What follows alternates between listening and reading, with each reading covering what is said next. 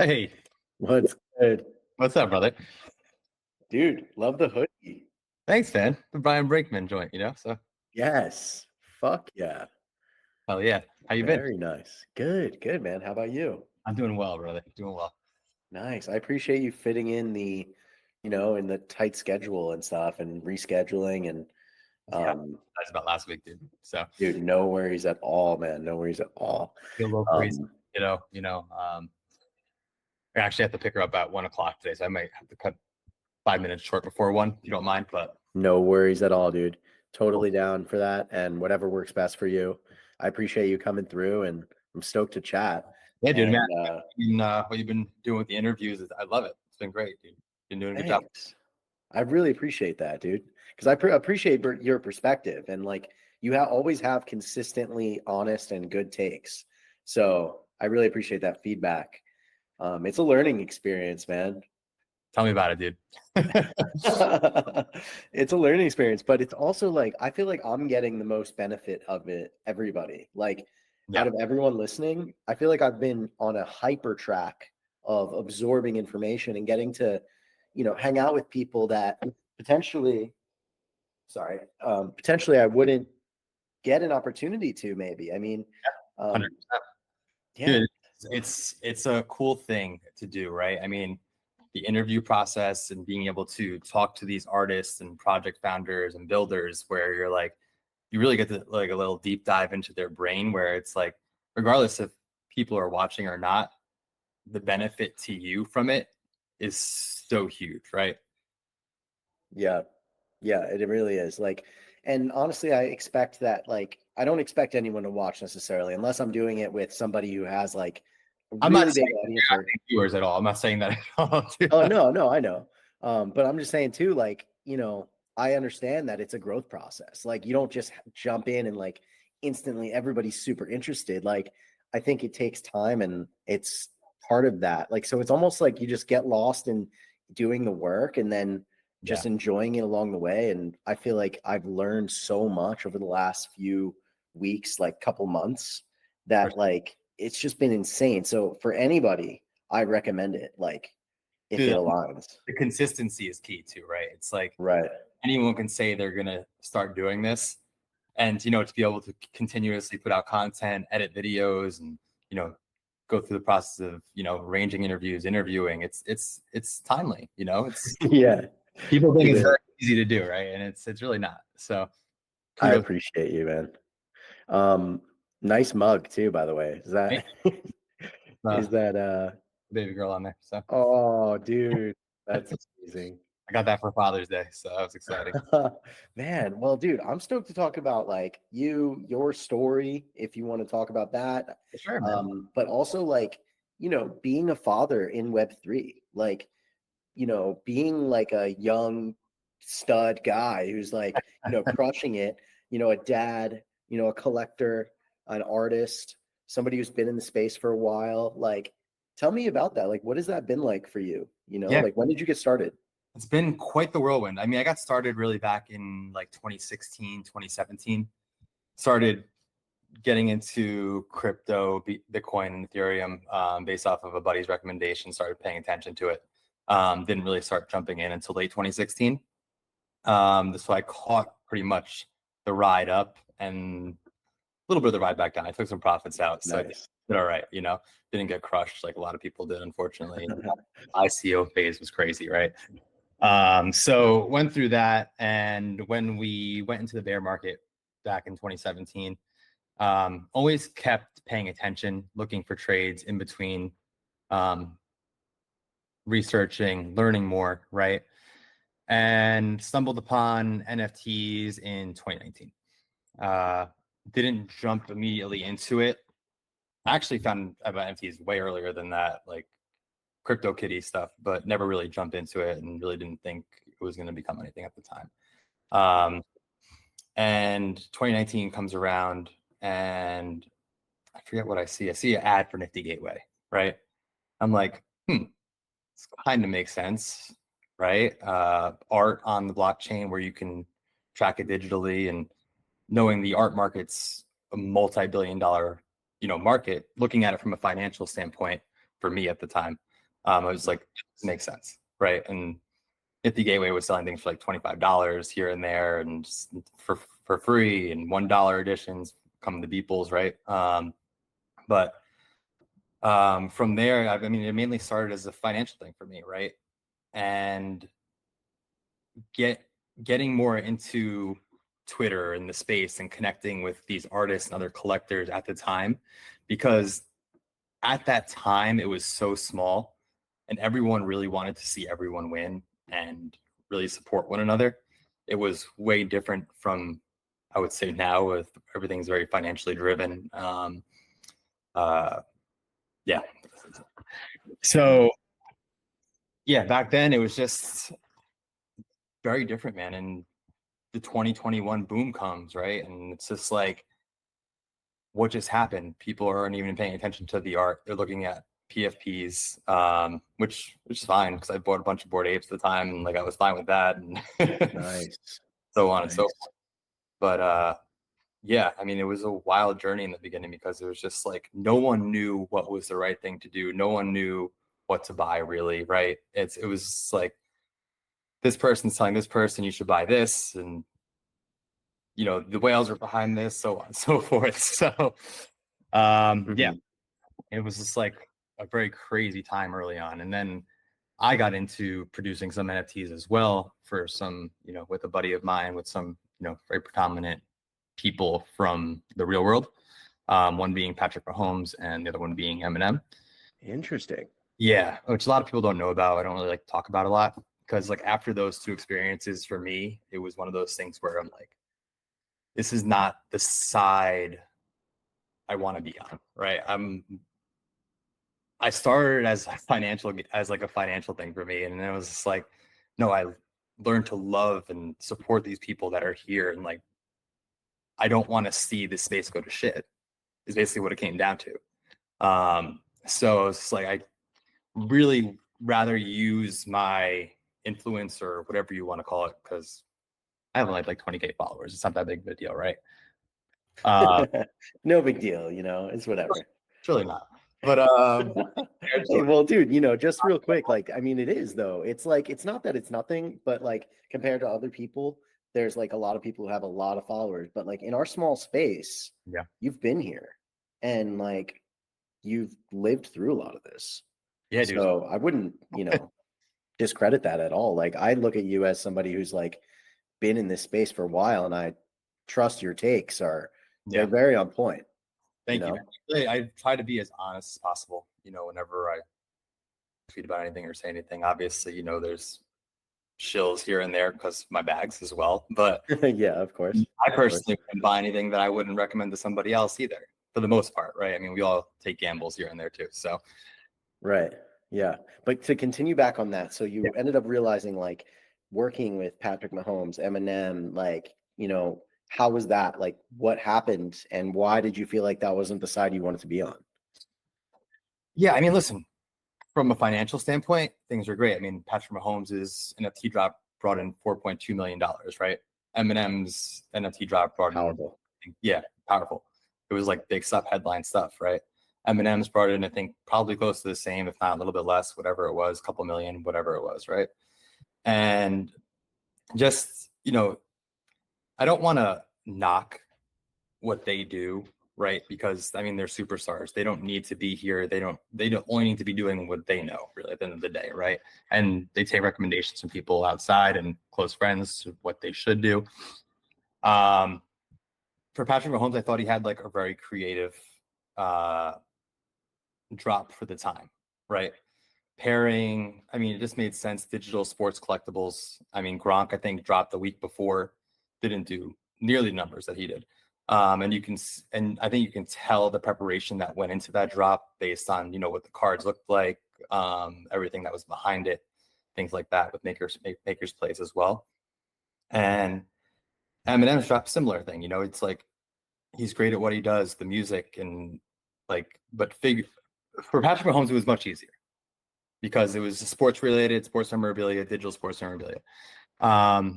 But what happened for me is more like what comes after the drop, right? Everyone was expecting something at the time that wasn't a possibility, right? It's just like, yeah, he came in, did this drop, brought attention to the space, but now you're expecting something else from him right away. And it's just like, it's hard to, during that time in the space, there was a lot of that because there was a lot of rug pulls going on, right? And people just taking money out of the ecosystem left and right, not putting it back in, not doing the right things with it.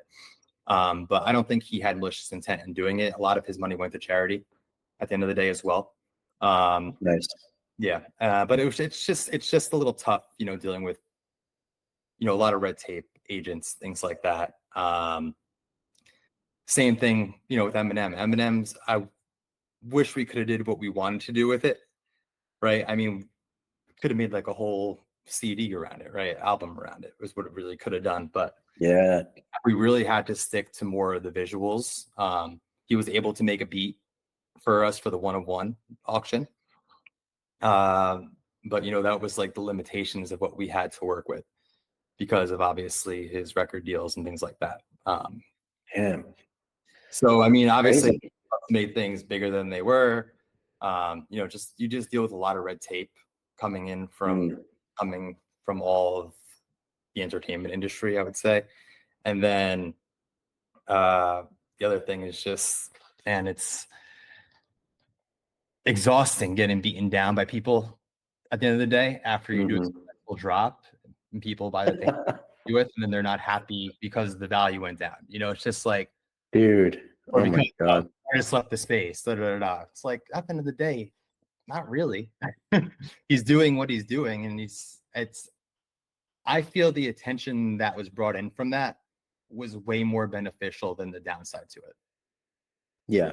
And there's always downside with drops in this space. Unfortunately, I mean, that's just the reality of it. Like the downside being like, if you're successful, then there's usually going to be some sort of like community type thing, unless like you see very rare cases of it where a project slowly mints out. So that way it doesn't have that issue as much potentially. Like Did's project recently. Yeah, Did's project recently. I mean, when you have a slower rollout, and I feel like the circle is very close of who's collecting, you get a lot of those right collectors in there where they're not sure they expect a return on their investment, right? Who doesn't at the end of the day? But a lot of them are collecting for the right reasons. They love the art, right? They weren't just, it wasn't a free mint. It was Exactly. one ETH mint in a little bit of a bear time in NFT world. So yeah. So I want to ask you, like, what did you learn from the process of doing drops and dealing with community backlash? Like, did you take anything from that? Because I'm sure that it was an experience, and something that, like you said, it was beating you down in a sense. And so tell me a little bit about that. Yeah, very mentally exhausting. I mean, for the most part, we didn't really handle the community activity for the drops. So I mean, sure, we like chimed in with certain things, but yeah, I mean, just seeing, because like we weren't front and center on those drops, right? Our faces weren't attached to it at the time, and we weren't getting beat down, but we were just, I was just seeing the comments from people, things like that, and it's just like damn, dude, like we worked hard on this, it's like. I know it's like easy for M just to put anything out and just like sell it, right? And same thing with Patrick. And it's just, but the thing is, like, they didn't have to do this. We didn't have to do this. It's frustrating, especially when you try to do something good for the community and people just don't see it that way. Because it doesn't fit their parameters, or it just doesn't, or they don't make money on it. So it's not okay. It's just like, it's really a crazy thing, because at the end of the day, you're buying goods from people all 365 days a year. And it's just like, you're not expecting a return on half the things that you buy. It's like all about that frame, I guess. Yeah.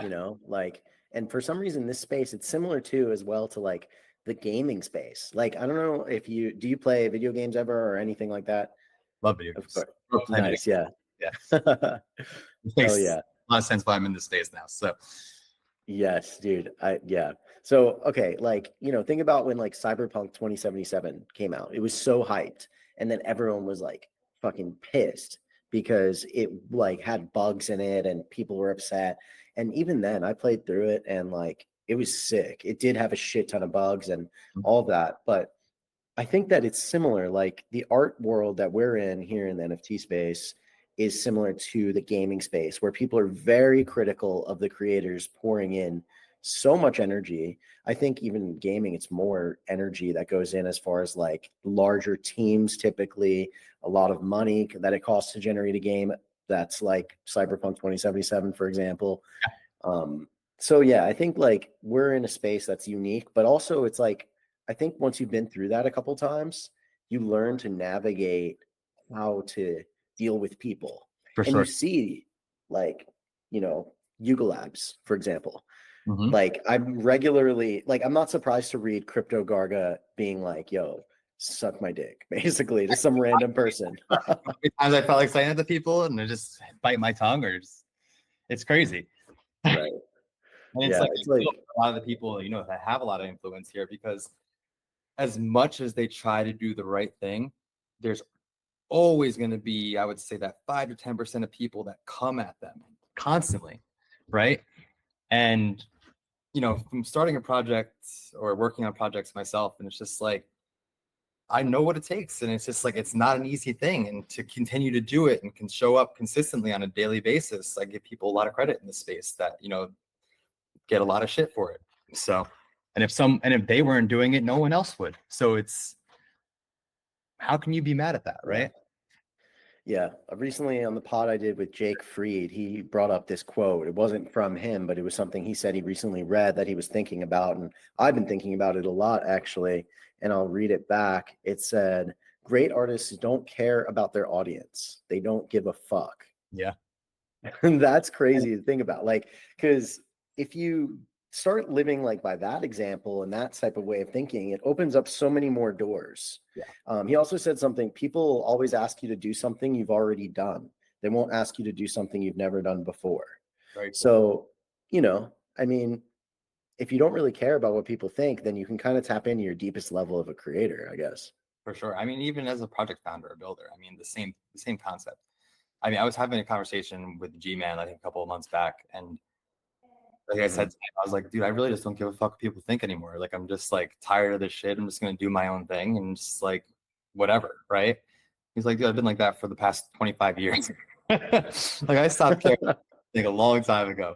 I'm like, and I get it. It's just like people that don't matter are so insignificant, just that they'll beat you down and it will just put you into such a bad place, man. It's just so much easier to block that shit out and just continue moving forward and just prove them all wrong. Mm-hmm. It's what it comes down to. So it truly, I agree with that. Like, if you start bending over backwards for your audience, every person from people with 0 followers, literally, they make a Twitter account to talk shit to you anonymously, and they're like, "Fuck you," and your drop sucked, and everyone's losing money or something. And yeah, like, if you listen to those people and start trying to craft your path around satisfying everyone, it always ends up people really losing respect for you. Your yeah, brand can get totally diminished. Like we saw that during the that's meme 20. coin pre-sales. Oh yeah, I mean the amount of open editions that went out, and then afterwards, Right. like, what are we going to do with these? The amount of supply, da da da da. And you've seen a lot of artists, you know, work on that, trying to break that down, put them into different projects, and do other things with it, which is a creative way to control your supply, right? But back then, there was no, this was wrong, this was right. So you had to kind of experiment and see what happened with it, and you know, course correct now or the past couple of years, right? So I think if you look at a couple of artists, I would say like over the past couple of years that have been doing it right, not really giving two shits what anybody else says. Very simply put, is like ACK and Sam Spratt. Yeah, dude, ACK, I love the message he has for artists, like just all around, like the concept of utility and the concept of doing shit for other people. Like, I love that. I love his mentality Yeah, towards that. and then like Sam, just another one. I mean, he's very. I don't feel like he's as vocal about. Mm-hmm. I want to put this the right way. I don't think he's as vocal as like ACK is about. I feel like calling the people that call ACK out. ACK has no problem like going right back at him, right? But I feel like Sam's like a very reserved person, but he just does his thing, stays in his lane, creates beautiful art with meaning behind it, caters to his audience, and I mean, that's all you can do as an artist, man. Like that's the best thing that you can do. Stay in your lane, do what you're best at, and be a genuine person. Create connections, help other people. It's really not that hard. Right? Yeah, it's easy, but at the same time, like, I think that all of this has nuance that's like really, you have to live it in order to really gain the nuance and understanding, I think. Yeah. So it's like, what would you say to a new artist, someone who's just joining the space? Like, how should they go about, like, I mean, without trying to be like telling an artist, hey, do this, do that, do this, but more so like from a collector's perspective and like seasoned vet type of perspective, what would you say to like a new person entering the space on the creator side? Show up, be consistent. Try to make it out to IRL events, meet people.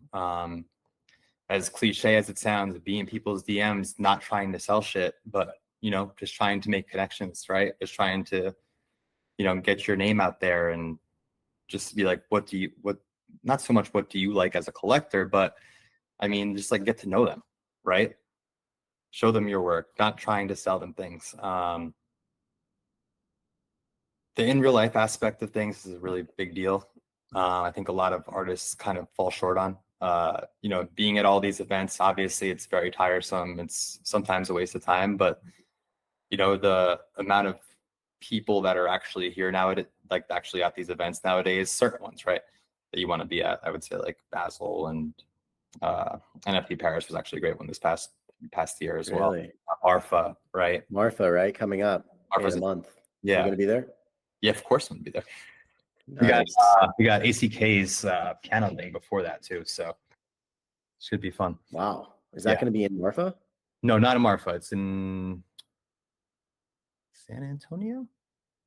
Nice. I don't remember off the top of my head, but yeah, that's huge. He's been working on that for a hot minute. Yeah, dude. I mean, next year I feel like it's going to be a very big year for pianos. That's sick, dude. Oh my god, I love it. I love ACK. Skull piano, dude. It's going to be something else. He has that big exhibition too, I think in Amsterdam, October. Wow. So huge. He's got some big things. Can't wait to see that. Fighting, But yeah, I mean, as a new artist coming in, be genuine, be consistent, show up. I mean, you got to be that reply guy at some point. So hopefully you get out of there and, you build an audience around yourself, but just be consistent, show up. If you look at Die with the Most Likes a year and a half, 2 years ago, right? No one knew him in the space. And like his artwork kind of like did not appeal to a lot of people at the time. Because he has such a very unique like style, right? Compared to anyone else you see here. But like the fact that he shows up every day and the commentary based off of his artwork is what draws so many people in, and just like his vibe, his like everything about him, dude. He's just such a cool dude. I love him. I've been happy to see him like This is what, for anyone who doesn't somehow know Die with the Most Likes at this point in time, I mean, this is what you can expect from the level of creativity, intense ingenuity. Like seriously though, this is fucking hilarious. Right? When I saw this, I was like, this is one of his best. There's been a couple the past like couple weeks that like had me dying. Oh my god! There's like that, it gets people's attention, gets them talking, gets them laughing, and it's like, oh, who is this, right? And it's just like, it sucks you in. It's amazing. It's absolutely amazing. But that's a great example, and also like when I spoke with Chakai, whose podcast is actually launching today. So I'm super stoked to release that one because we literally talked for like almost 2 hours, and he said something very similar to what you just said, which is like, I asked him the same question, like, what would you do as a new person entering the space? And he was like, just make friends. Just forget about everything else and just make friends and show up. Yep. So like, is that pretty much how it's happened for you over the last few years? Yeah. I mean, listen, I started really right before the pandemic and then into the pandemic. So it was much harder Nice. to make friends during that time other than online and on Twitter. So like thankfully during that time being socially active on Twitter and collecting and posting, I mean, a lot of people reach out to me. I ended up reaching out to a lot of other people as well, artists and collectors alike.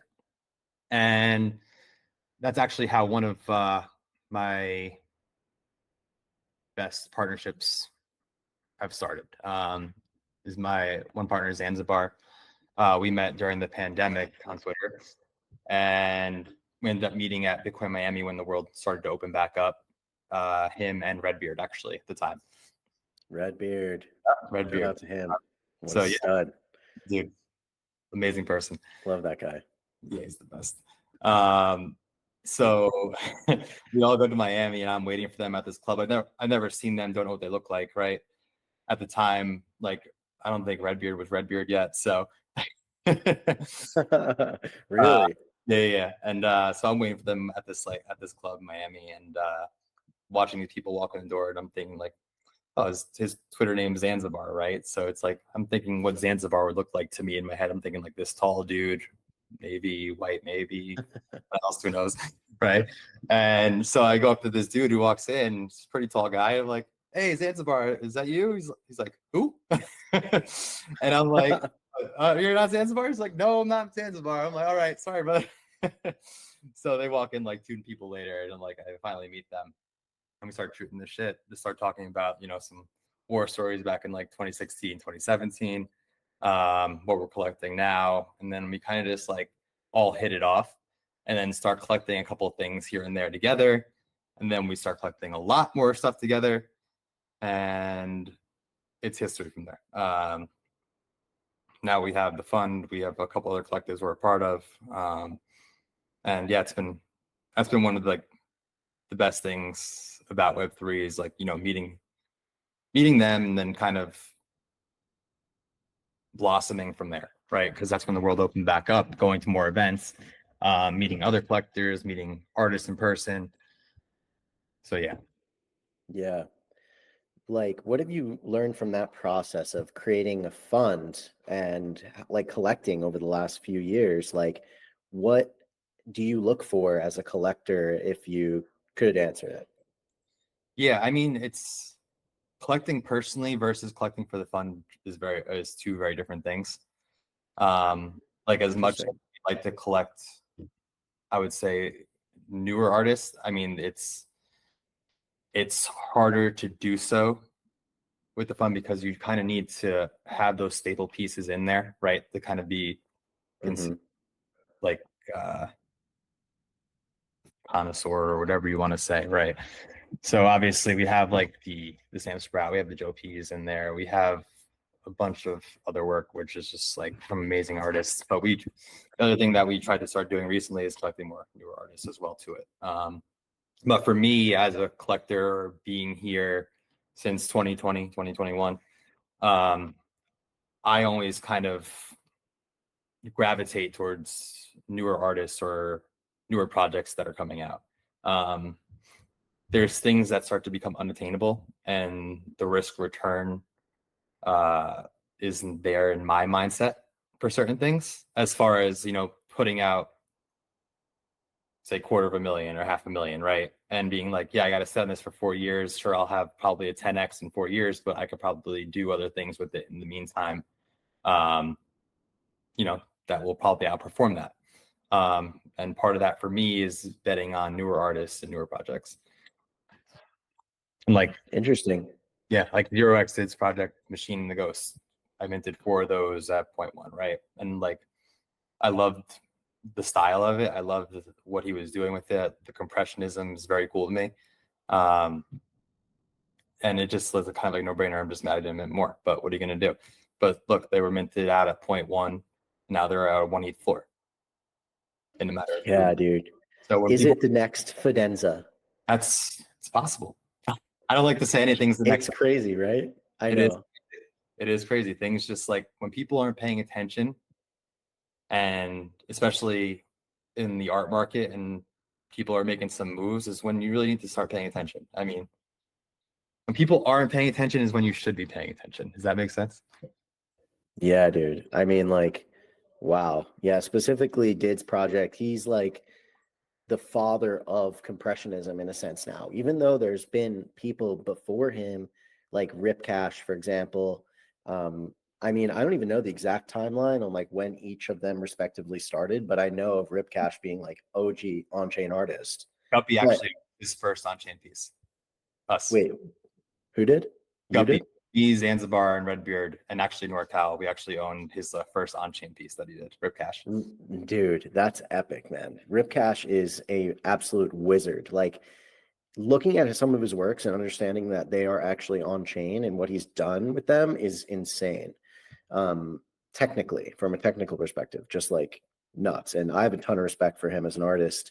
Um, yeah, like it's just interesting. Like, Did is contributing to this movement of compressionism, where if you look at it from like, if we believe digital art's going to be a big deal, Mm-hmm. and I know that, we all know that if we're here, like, it's inevitable. Like, we're 100%. all chronically online, and digital art is the way to.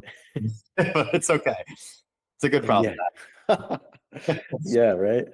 But yeah, anyway, like I really see him as being somebody who's contributing to that movement in such a way that museums and the Yeah. narrative and all of that it's clear. And So he's showing up every day.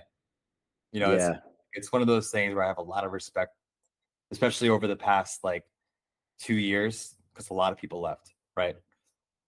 A lot of people, a lot of artists, a lot of collectors left. Anyone that's stuck around, I've kind of been paying attention to, I've been keeping eyes on. If I haven't collected work from them already, they're probably on my list to collect work from. Um, but yeah, I mean, dude, it's like it's hard to bet on anyone that makes it through this. Hard to not bet on anyone that makes it through this, in my opinion. damn, I love that perspective. So like when you say too, like how the space has changed since you entered, like it was more about really about the art back in like, before the boom of NFTs. And now it's really like financially driven, and there's a lot of like, floor talk. There's a lot of just like, you know, I mean, things are different, right? So like how would you say the space is now? Like what do you think of the space at this point? I mean, well, there's a lot more eyes on the space now, right? And at the end of the day, what drives more eyes to the space and more attention to the space, unfortunately, most of the time is talking numbers. And compared to, I mean, it was always a numbers game back then as well, where, the big, what was it, $60,000 sale for the Cosmos Bull, Trevor Jones back in the day. And then the two people sales that went for over 60 were a big deal, right? And that's what kind of brought a lot of people in. But like, I remember Trevor Jones sitting down and talking with people prior to his drop because, Trevor just had the big sale. People was coming into the space as a new artist to the space, not a new artist in general, obviously. Yes. Yeah, Um, yeah. yeah. But, I mean, it was Trevor had no problem, sitting down, talking with him, going through his experience, what he should do, what he shouldn't do, or, just give him advice on what he went through. Right. And you're starting to see that more again, in my opinion, now than you have in the past 2 years. People are, I feel want to see people succeed again. I feel the PvP shit with all these meme coins has driven people back, some people back to NFTs, not everybody yet, but it's going to, because it's like you can't be on a computer watching a chart 24/7 and the minute you walk away it drops down to zero. It's like, it's crazy, dude. It's and I'd much rather have a picture of my wallet than shitcoin number two, right? Or Yeah, literally. Yeah. so it's just like, I feel obviously a lot of the narrative has been forced towards meme coins. A lot of people are making a lot of money, or the 10 people that keep posting about them keep making a lot of money and everyone else doesn't. And, a lot of artists and people have been discouraged in the space, and they're going to go back to kind of what they know and feel comfortable with. And personally, that's what I've started to do again. And I've been doing that over the past, I would say, like year. I mean, I would say after the first Pepe boom, and really been focusing more on the art again, because it's inevitable that it comes back, in my opinion. Obviously, not everything, 90% of things will probably die, but if you're focusing on the art instead of, you know, the PFP projects, and that's something wrong with PFP projects, but if you don't have people that are continuously building or, you know, community behind it, it's hard to push it. But when it comes to art, it's just a different world, right? It's someone loves it, and that's all it takes sometimes. Literally. The connection with the artist sometimes puts you over the edge too. You know, it's just like there's a lot more factors involved when you're collecting art compared to meme coins. Obviously, certain things are based on certain people collecting, their reputation, stuff like that. So you get behind it as well. But you know, you respect certain people that are, you know, still here collecting and doing that. So that's why you do that. So Yeah, like what are you looking for now, you know, nowadays, as far as like, are you looking for projects that are like innovating, or are you looking for projects by like, you know, classic artists? Like, I mean, Machine and the Ghost, for example, you were attracted to, you saw like what was happening there. And like, are yeah. you looking for projects like that? Or are you looking for just like, you know, like what are you looking for? So what caught my eye with Machine the Ghost, it was a 500 mint, almost like 500 mints, right? I think to mint out. I started seeing people post about it. I think 787 was probably the first person I saw post about it. I think he minted like pre 100 or something like that. And then I saw a few more other people posting, and I was like, this is actually pretty cool. I like what he's doing with this. And I started reading up about it, and I was like, all right, I'll buy a few. I like these. So no intention of selling them. I still haven't listed one yet either. But I mean, and then I saw certain people that I respected talking about it, and I was like, all right, I feel comfortable with this. You know, I'm good. Buy a couple more and set it and forget it. Plus I like the art, so I could put that and hang up, put on white walls or do something like that with it, you know. But there's other projects. I mean, maybe not so much art related, but projects that have history, right? Say CryptoKitties, for example. Over the past 2 weeks, they released these very mysterious eggs that no one knew about at the time. Very stealth drop, 24 hours on OpenSea. And luckily, I've been here since 2016, 2017, and knew about CryptoKitties back then, and knew it was something that's, you know, a project that's a pretty big deal considering it's the first NFT, right, on Ethereum. And gears just start spinning in my brain. And I was early to flow last cycle with Dapper, and did well with that. Still holding a bag, flow obviously. But like I can see them using CryptoKitties as the resurrection for Dapper and Flow. You know, kind of driving people towards their ecosystem using the first NFT on Ethereum and actually building something with it. It's crypto native, right? It already has the audience. You have over 2 million CryptoKitties out there. It's just like when you start getting eyes on an older project and something that's being resurrected that's not being paid attention to in the space, because there's literally no one talking about it. There's probably like 15 to 20 people talking about it on Twitter. And aside from the few posts from the top influencers after it minted out, right? And it was selling at 4,000% over 40x over the mint price.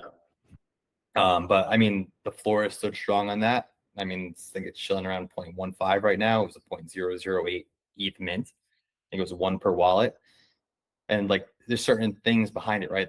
The tokenomics behind that, right? I felt more comfortable buying into that, seeing that it was only 1 per wallet, and then buying them on the secondary because there was only 3,000 of them minted at the time. It's just interesting. So they did 1 per wallet on primary mint. On primary mint at 0.008. Yeah. Wow. That's why you bought a few on secondary, right? Yeah, I did. And then I literally sold them the other day when they dipped down super low. And I was like, fuck, I should just use this liquidity for other shit. And then I took a fat loss on them. Dude, I've been such a shit trader lately. Literally, I bought like one Machine in the Ghost, sold it for like a 2x. I was like, dude, fuck yeah, this is amazing. I was like out at lunch, this like nice place, and I was so happy to see this like OpenSea your items sold email. For sure. And I was like, I love the project too, and I'm a big believer in it. But now I'm like, fuck, I really have to rebuy into this now. I know now, like 1 ETH, right? Too. It's like shit. Yeah, exactly. And they're probably just gonna keep soaring, dude. Like I'm Dude, like that really good at makes bottom ticking stuff. very limited, right? And I feel like even in the beginning, there was only like a couple at 0.2 and a couple at 0.3. I felt, and most people are holding them. You look at the whole that's on it too. It's just like I feel like there's a lot of bigger names on there. No, so Dude, yeah. And not to mention Steven Santoro, who also was on this pod. He I don't know if you saw his episode, really, really awesome episode. uh, He put Tyler Hobbs in the MoMA, or helped put Tyler Hobbs in the MoMA. So I mean, so. he has a really solid eye for picking really good projects. And I think every really good like artist, if you could find your Steven Santoro, like you're in an amazing spot. Like having someone who's really bullish on you, who is willing to make moves and help you grow, and who's working within the space, like tons of respect for that guy. But yeah, man, like I agree. Like overall, what you're looking at feels like you're just like you're embedding yourself in the space and basically seeing like what is happening now. And narrative, it feels like, is a big thing for you. Would you say that? Majorly. Yeah. How important is narrative for an artist? Listen, it's hard to form a strong narrative around your work, and get the people to believe in it. But if it's there, it's kind of something that's, I don't know, it's just like not even like, it's not even a thought. It's just like, it just makes sense to you. I don't know if it's just because I've been here for 4 years, like constantly on Discords and Telegrams and Twitter, just seeing certain patterns of things and certain people talk about it and seeing what happens after that. But I feel like it's a lot that comes with just being here from a collector standpoint. As from the artist standpoint, forming a narrative around yourself. It all comes down to your story, man. It really does. Not saying that certain people don't have an interesting story or some do, but I think it goes about how you go about putting it out there. And unfortunately, it comes down to a lot as well as with who's helping you put it out there or get it out there. Right. I mean, there's a lot of artists, or if you look at Drifter Shoots, right? He had probably one of the craziest narratives coming into the space back in Insane. 2021, right?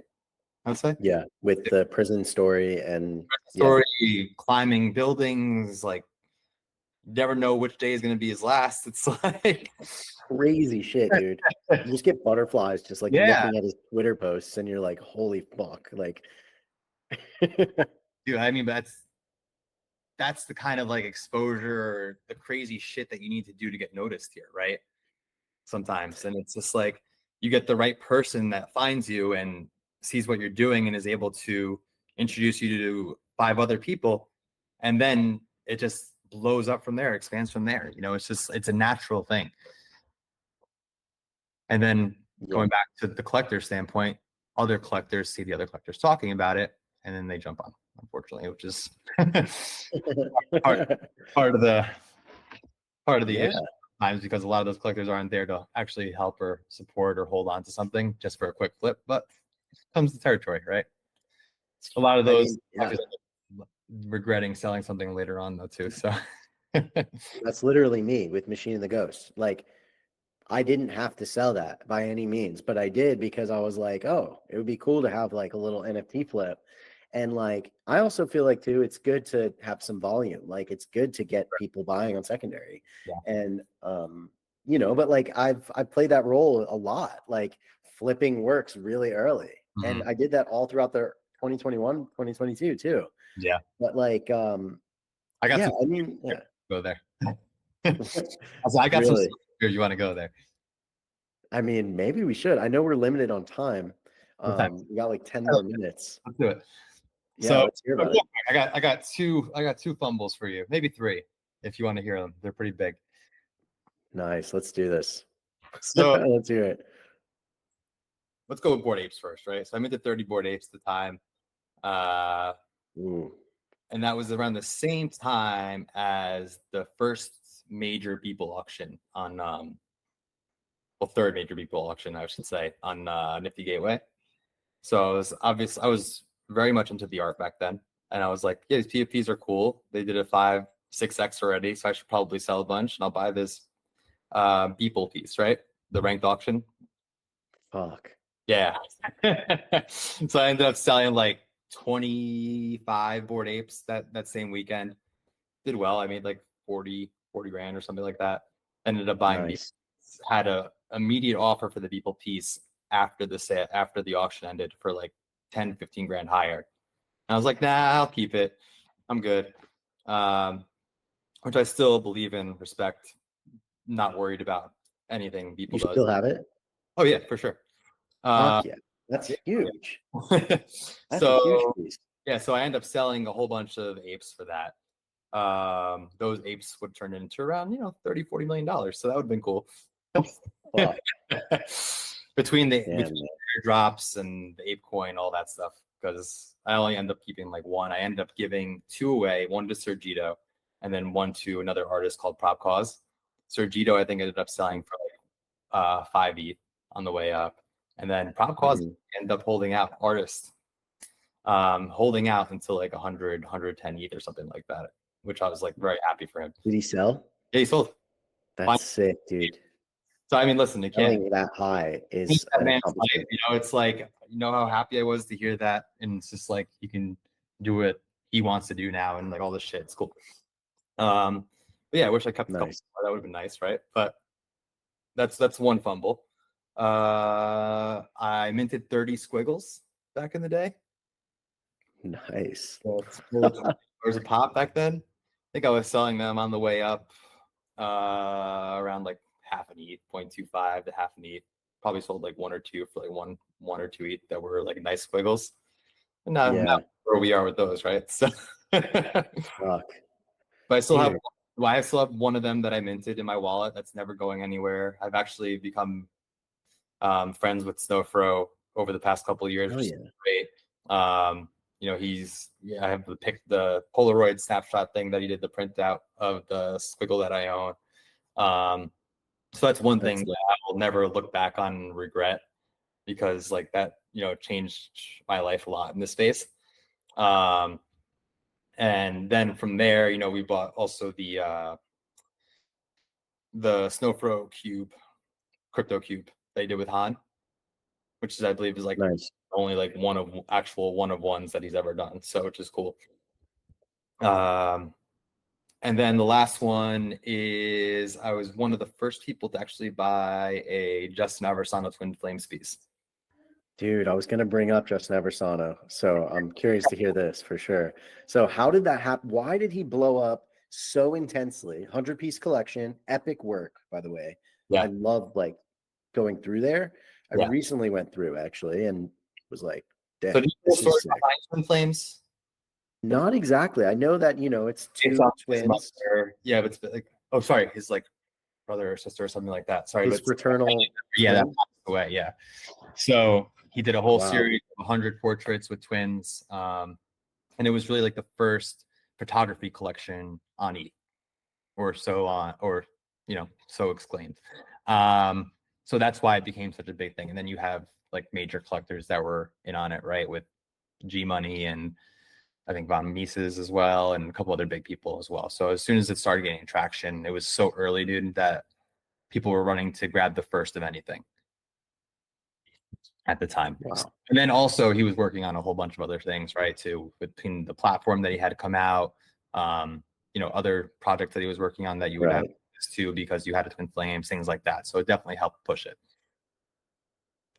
Very interesting. So you end up selling it early, or like? I sold it a little bit early. I actually sold it back to Justin early for like 7. Shit. Yeah, and then that's nice though. 7 ETH. And 2 weeks later, they were going for 50, 60, then over 100. And I was like, yeah, I can burn myself on that one.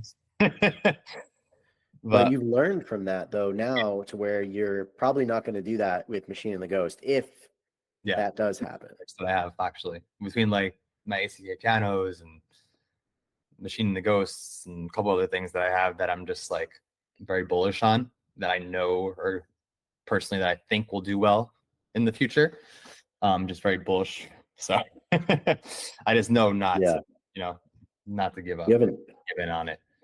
You have an epic collection. It sounds like you've put together some really good shit. You know, that also between the fund, yours, like collecting up and comers, like it's really sick the way you've taken a like your perspective on collecting and like building what is really like an asset that is so undervalued, I think, right now, just by the world, the Yeah. asset class of NFTs. Right. And in this small community, it's so like, if you know, like the value of these things can skyrocket so fast, especially when more people start understanding them. I think like we're going to see maybe more like of the trad art world embracing these types of collections, like a Machine and the Ghost type thing.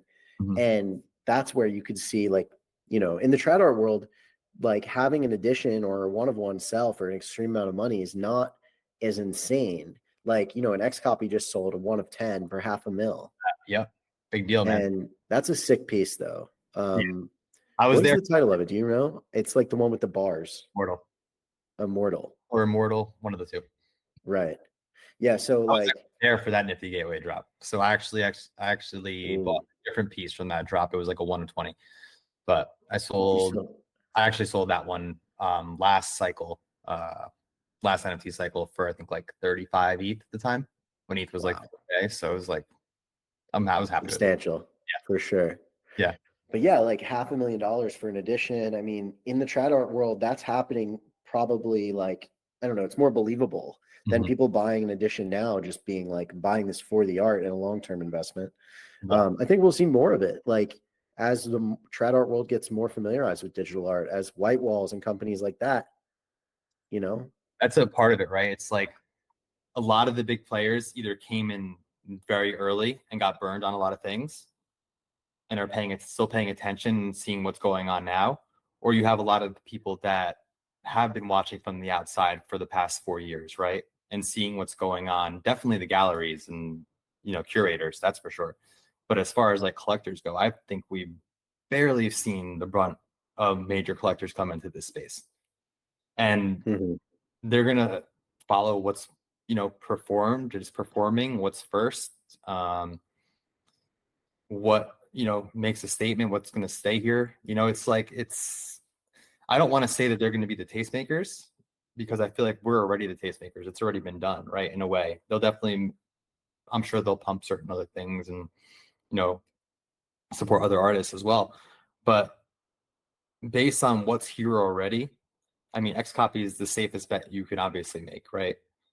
But are you gonna be able to sell that $500,000 X copy piece for $1 million in 2 weeks? Probably not, right? Yeah, no, it's really got to be a longer term play. It's a longer term play. So if you want to go with the safer bets and people that have been here a while, and you know, I would say definitely, yeah, X copy is a great way to go. You know, squiggles, things like that. Those are all safe bets. But I think like the reason that, you know, I've done pretty well here is being early on things and before the consensus is around something, I'm there. Not with everything, Nice. but with a lot of things. Like I was minting squiggles. I minted Bored Apes. I was in Pepe under 500K, right? 500,000. Nice. Like a lot of the big major plays that have happened here, I miss Fidenzas, I miss Ringers. It is what it is, right? But I feel like a lot of the big major plays I've been very early to. Some played out very well and did very well on and cashed out. Some, you know, I'm still holding. Some, I cashed out too early. It is what it is. But you just got to keep grinding. Don't look back. You know, keep your mindset going forward, because like the amount of times I would look back on things and like want to hit myself or just like, you know, it's like beat myself up about it. It's like, no, there's going to be another opportunity. And sometimes they're a little bit harder to find. Not as clear as the ones in the past because there's a lot of noise now, but you gotta be thinking forward. Without you're going to be living in the past, regretting everything that you've done that's wrong, instead of focusing on what you can do better in the future. And learned a lot of lessons being here over the past 3-4 years. Some of them,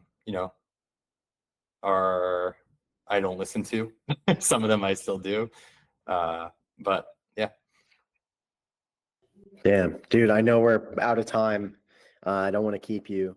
I would love to have you back on anytime. I could definitely talk to you for much longer because I have a lot of questions and like I just really appreciate your perspectives, man. And this has been so sick. I really appreciate you coming through, and maybe in the future we line up another time, do a round 2. Dude, I'd love to. I feel like I actually have a lot more to talk about than I thought I would. Yeah, I'd love to come back on again, chat with you and do this again. Nice. We can talk about that. A little bit of the story out for now, and then we can get a little bit more into it next time. Yeah, dude, I would love that. I think that everybody listening would as well. And like I said, it's been amazing and definitely some big eye-opening perspectives for me, especially the last bit there. Like, don't look back. Like, I had the eyes forward. Yeah. Got it, man. Yeah. Blinders well, on. dude. Straight ahead. Yeah. Fuck yeah. Well, dude, I won't keep you any longer. Thanks for coming through. William Savas, the fucking man. Appreciate you, brother. Thanks a lot. Hell yeah, man. All right, bro. That's Peace. Talk to you soon.